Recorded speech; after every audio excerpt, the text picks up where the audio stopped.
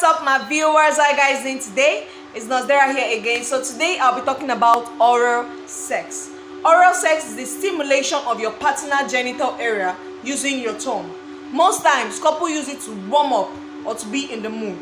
Another name for this oral sex is called fellatio, which is the oral sex that involves the penis.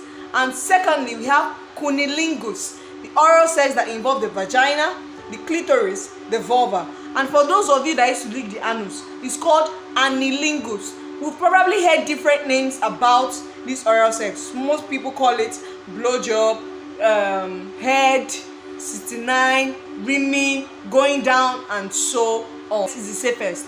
Why? Because when having oral sex, you cannot get pregnant. But mind you, men are more at risk than women. And human papilloma virus can be transmitted also through genital or oral sex. You're licking it, it is sweet, but it is not hygienic. It has its own risks. And this virus can cause cervical cancer, mouth cancer, throat cancer, and so on. Secondly, we have HIV. You think you can only get HIV through an unscreened blood or sexual intercourse. You can also get HIV through oral sex.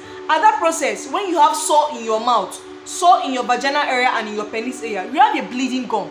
But still yet, because your partner likes it, you want to give him head or you want to lick the vagina or the penis area. Okay, fine.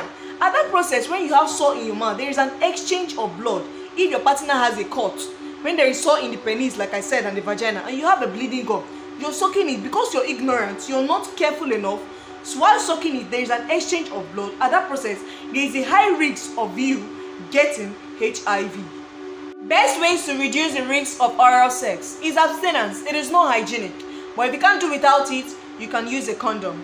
Avoid oral sex if your partner has sexually transmitted infection, wart infection, cuts, sore, rashes in the genital area. For oral sex on a male, use a condom. For oral sex on a female, use a dam, D-A-M, dam, to avoid getting infected. Thank you guys for watching my video.